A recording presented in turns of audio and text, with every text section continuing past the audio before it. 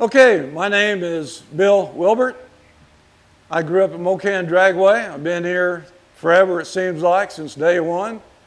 My brother Jim, my cousin Ron, another fellow named Bob McVickers originally built the track. Well, yeah, I come from a big family. Once they found out that Jim was planning on building, and he was a young man, he's 21 years old, so this was a very risky venture because drag racing in 1961 was nothing like what it is now. So family members, uncles would call my dad and said, talk some sense into your son. He's going to lose all his money. Drag racing's a fad. It's never going to last. And so here come opening day after the track was built, 1962. We didn't know what to expect, and it was packed. Cars were lined up down the highway. Some of my relations, my uncles that were naysayers were there. They couldn't believe it. They ran out of everything. Hot dogs, pop. Ron had to go back to Pittsburgh and try to go to the grocery stores and buy more hot dog buns and all this. It was really a surprise, the huge crowd that showed up. But anyway, over the years, I've seen everything here at the track. I was very young when it opened, and I started out working at the classification. Then I moved up to the tower. I ran the clocks, then they put me on running the books. That was a big job because back then they had all the class runoffs. B gas, C gas, or super stock, A stock, and you had to have a trophy runoff for each one of those. I remember we had a slot cut in the floor, and once we had a winner for trophy, I'd tear that sheet out, put it on a clipboard, drop it down through the slot below, and below the tower is where they handed out the trophies. And so they would look on that paper, the guy's name and number, so when he come up to receive his trophy, he was getting the right one. But eventually I became the announcer over the years. I was the announcer for 27 years. I loved every bit of it. I never missed, even if I was sick with the flu or no matter what, I would be here. In fact, Jim and Ron, they gave me a plaque, an award for the first 25 years never missing a race. So Carl Blanton's keeping things going, and he's minding the store very well, and he's doing a great job. And I think Mo-Kan's going to be around for a long time yet. And I know Jim and Ron would be really happy to know that Mo-Kan is still going because they love this track too. My name is Carl Blanton. I live in Joplin, Missouri, originally from Tulsa, Oklahoma. I am the owner, probably something else to that title that I can't think of, but I am the current owner of Mo-Kan Dragway. I've been here for 25 years. I had been a racer. I started racing in 1974. Raced all kinds of dragsters, mostly along about, let's see, it was about 92 or 3. I was injured at work, so while I was off work, I started doing a newsletter for the track at Tulsa. I announced there, did some other things. So that newsletter kind of blossomed into a regional drag racing newspaper. And of course, Mo-Kan was one of my tracks, and I was up here on a regular basis, got to know the owners. They got ready to sell the track in '99, and we went back and forth on how that might work out, and eventually, about April of '99, I was able to make a deal where we could come up here and continue the operation of Mo-Kan. The track has been here for 61 years. I bought it from the original owners, and I think that the people in the four-state area are proud of Mo-Kan. It's been here all this time. They've always had great shows that the fans could come out and watch. They've brought every famous drag racer at one time or another through here before I got it in '99, and we've tried to continue that tradition. A great show for a reasonable price. And just the whole community, whether you're a Mo-Kan fan or racer or employee or vendor, we've just been very fortunate that everybody loves Mo-Kan and they pull in the same direction. And it's just a special place. The first term that comes to mind is the fans. Every single time people come to Mo-Kan, especially the first timers, they're like, these fans are awesome.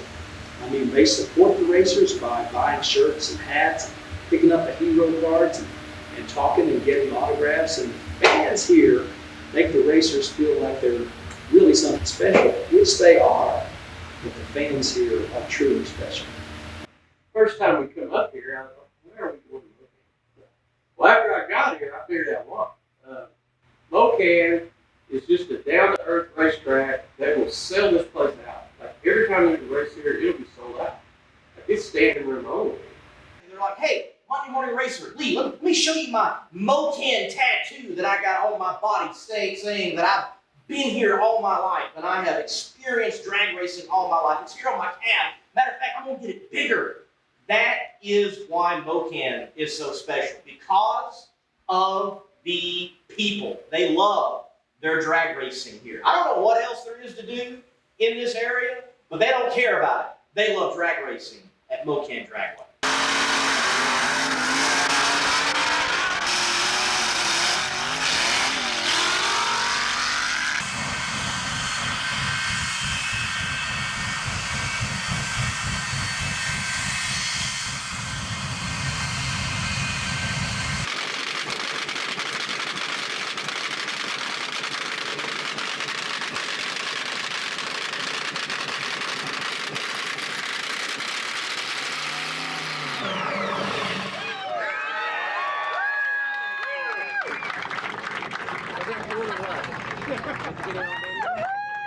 There's something about Mo-Kan that's just absolutely electric. I've been here when it rained all day long and the fans sat in the stands the whole day just waiting for racing to start. You don't get that at every track, so the fans here are just off the hook. He's the epitome of what a race fan was. His guy's name was Wallace, and he was awesome. And just coming here and visiting with him before he passed, and I mean, he was having the crew for the Altered sign his shirts like we were somebody. And, you know, and we come out here and we won. And, you know, when you win on the track, it's always your favorite track. And, but, you know, Carl, he treats us great. This is a great facility. Hey, we did not leave you out on the pit side, did we? It's a 273 high performance V8 motor in it. And he come out here drag racing. And he won a lot of trophy eliminators. Well, one day he had bought a Ford, an older Ford car that was actually a drag car, and he got both of them in a trophy eliminator. And he goes, well, I go, Dad, what are you gonna do? He said, well, Mom's gonna have to drive the Dodge because that was her daily driver. And she beat him, and he sold that Ford the next day. I think she might have been the first woman to actually win anything out here, I bet. At Mo-Kan? Yeah, here at Mo-Kan. Wow. Yeah. And I was looking through some stuff in my scrapbook the other day, and I found a black and white picture in '65 of that car that had the numbers on it, the window numbers and everything. Me holding his trophy and my brother standing by my dad. That's awesome. And I found that picture the other day. Wow. But yeah, this is I've been retired for 5 years, and I come out, if something's going down this track, I'm here.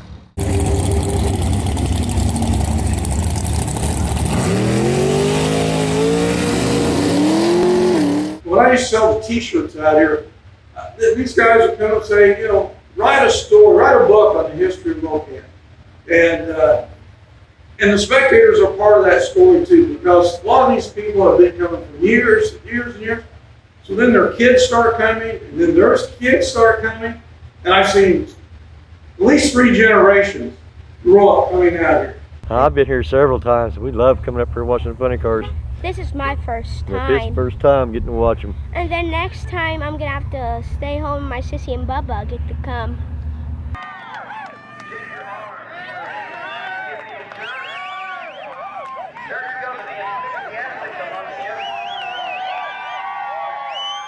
I mean, they're here pretty much sun up to sundown, and it's just amazing.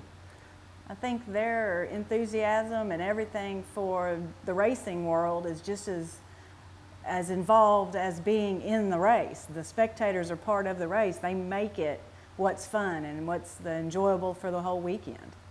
We do have our fan base is very dedicated. They know to be here Labor Day and Memorial Weekend. They've latched on to the new Nitro Chaos date in July as well for the anniversary race.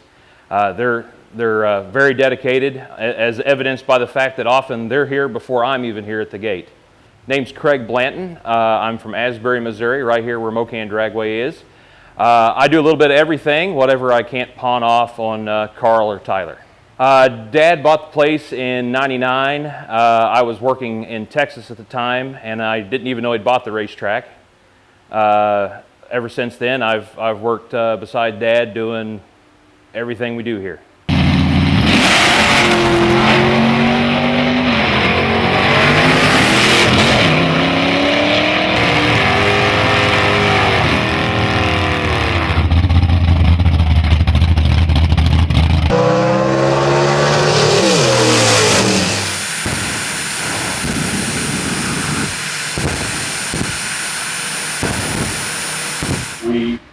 We do the best we can, try to make smart decisions about improvements.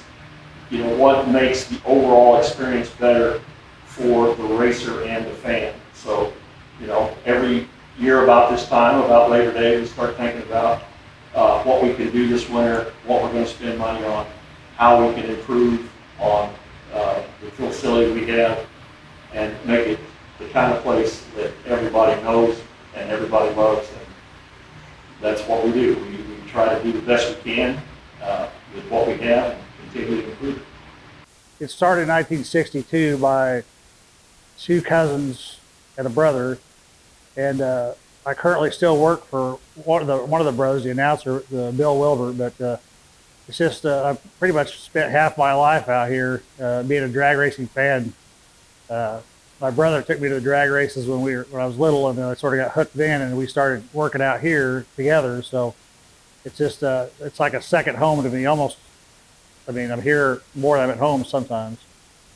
My name is Mike Hodge. I'm a starter at Smokin Dragway. I'm originally from Phoenix, Arizona, and now I reside in Blanton, Kansas. And I got a little bit of all responsibilities: track prep, starting. Just general maintenance of the track itself and so forth.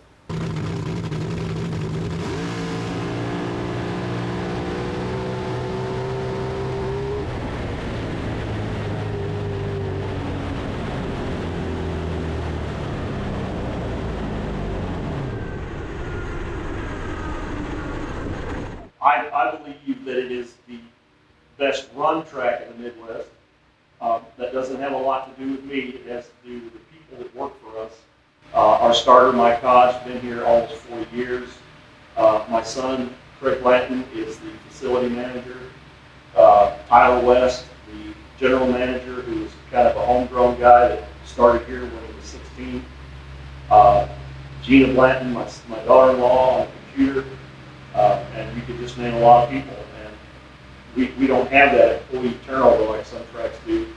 So our people know their jobs, and they know what's right, they know what's wrong, and it's just a well-oiled machine, and it really doesn't have a lot to do with me.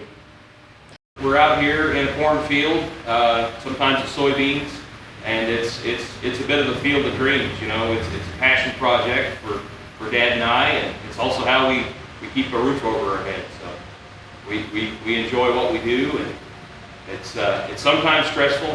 It's sometimes a bit of a headache, but in the end, it's what we like to do. A lot of these people have grew up in Mo-Kan. Their parents race here, and they became fans. It's just it's like a family tradition coming here on the holiday races, Memorial Day, Labor Day.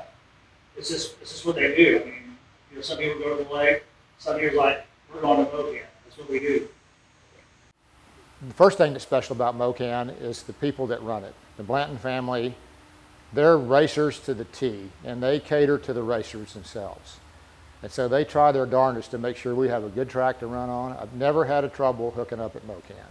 And I like seeing those big numbers on the board. I like that we got the track good enough that they can get a bite on it, and they can run those 370s at over 200 miles per hour. You know, it's nice to see that we did a good job with the track prep, and the racers can use the track to its full potential.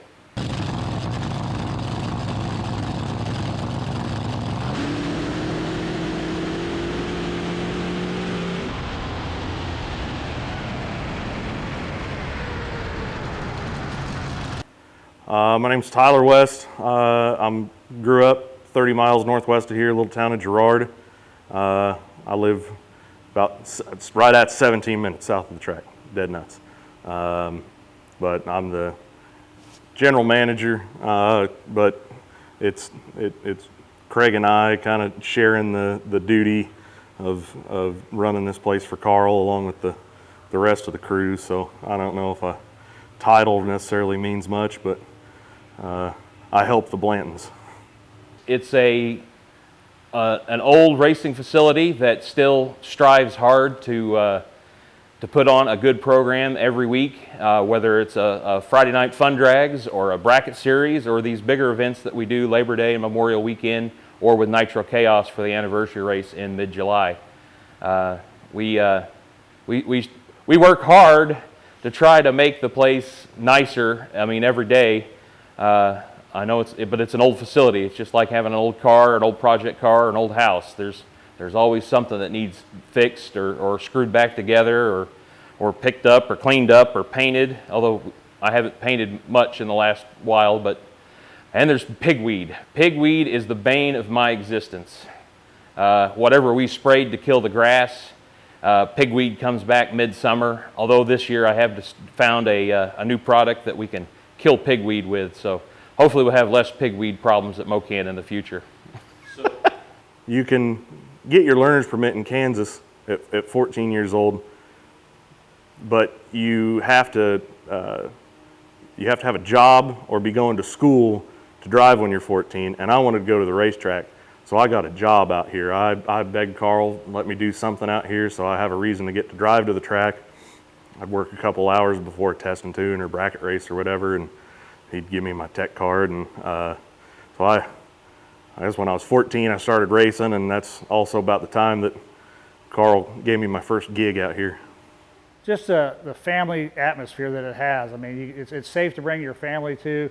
Everybody knows everybody, and everybody will help everybody. It's just, you hear that a lot about places, but this place is really that way. I mean, it's a home away from home for a lot of people.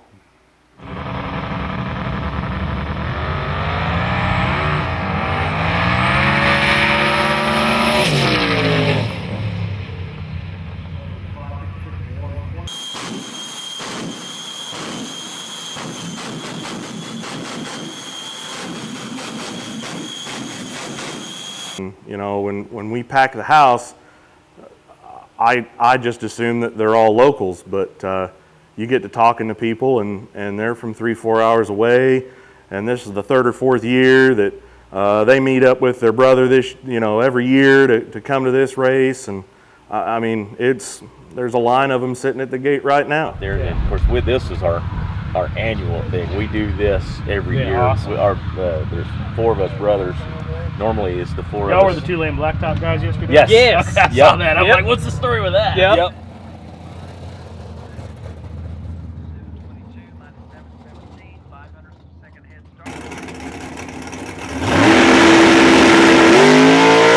As I like to say, Mo-Kan's got 2 seasons, and that is one, dust, and the other, mud. And sometimes in the same weekend, you'll see both.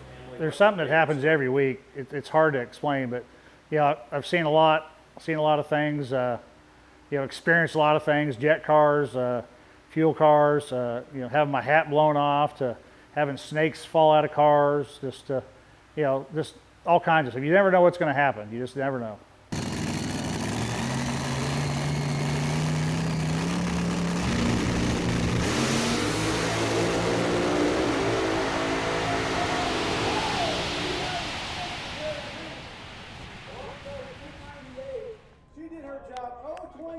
I met a lot of the big California guys would be on tour. That's how they would make their money. And when they'd come across the country here, Mo-Kan would book them in for a match race or exhibition runs or whatever. And so I got to meet a lot of the big name guys. I remember Stone Woods and Cook and the Willies was here. Art Arfons and the Green Monster Jet. And Walt Arfons and Romeo Palomedes had the famous Untouchable jet car, all these old jet cars. And Top Fuel Racers, Sneaky Pete Robinson, and from actually local guys. Jimmy Nix, there's another one. Local guy that became nationally known big time. But it's got that rich history. I mean, Jack Crispin raced here. Jack Crispin from California, a legend. You know, I can go down the list. Dickie Harold from Kansas City used to come here and race all the time. And Kreitz Automotive from Tulsa. Benny the Wizard Osborne came here.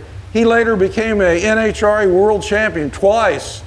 And he raced here all the time. A great guy too, I must say. Even the Mo-Kan logo right here behind me, that Mo-Kan logo. I drew that probably 50 years ago. In the early years, we didn't have a logo. Every time we did Mo-Kan Dragway on something, it was different. So I decided we need a logo. So I sketched out a logo in pencil, and then I took some ruby lift film and hand cut it out with X-Acto knife. Still have that original art. That thing's been reproduced probably thousands of times. I went to Bakersfield, California for the March meet. I seen the Mo-Kan shirts out there even. Oh, that was a wow moment right there. 365 at 200 miles an hour, and off the front a little bit early. This place, to me, means more probably than any other thing in the world. Mo-Kan is such a special, special place. And it's not only for me, it's for everybody that comes here on a weekly basis, whether it be a bracket racer or a Friday night guy. The people that come here a lot can tell you there's something about this place that you can't put your thumb on. And it's just such a great place to come. And Carl and Craig, Gina, Tyler now, you just can't beat it. I've been north of 50 drag strips going big night drag racing, and I've never once came to a drag strip that had the feel and the atmosphere that this place has. You can't duplicate it. But we do have a loyal following that loves to come to Mo-Kan. They love the way it's set up. They can park on the fence and watch from their tailgate. They can bring their own food. It is exactly what I want it to be.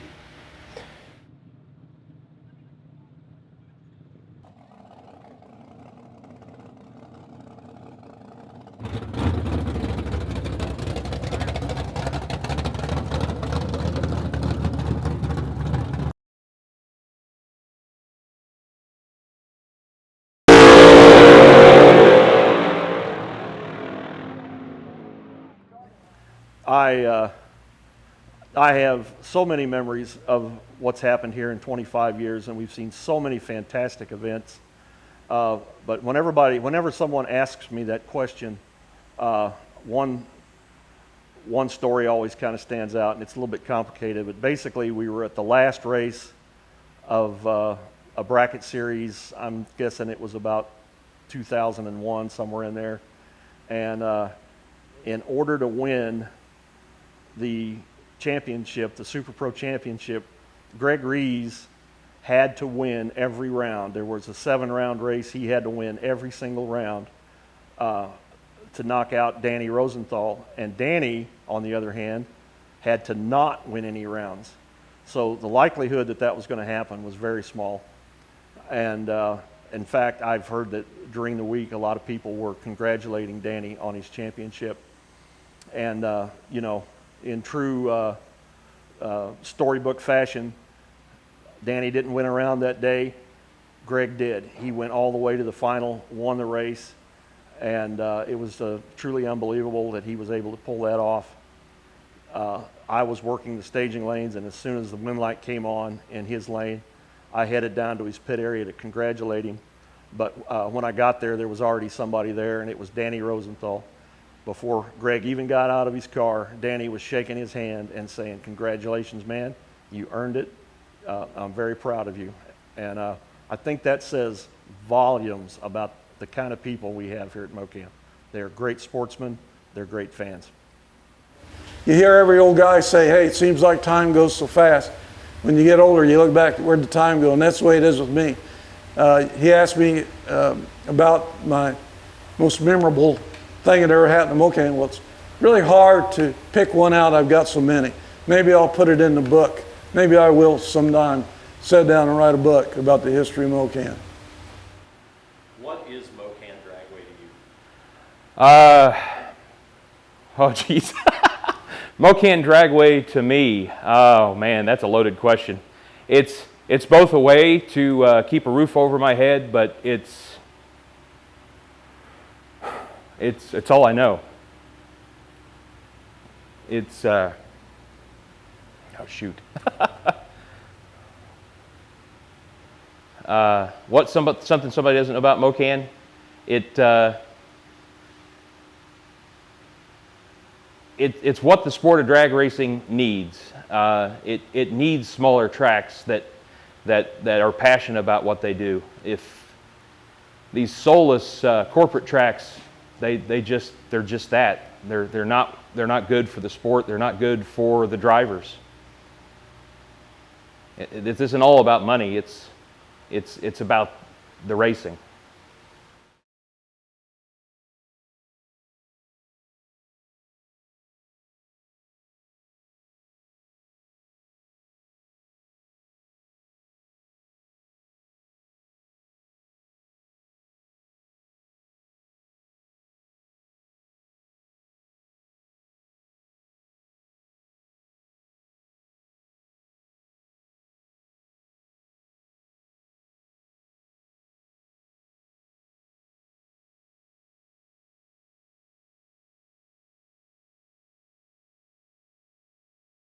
That camera? Okay, right at the camera. Yep.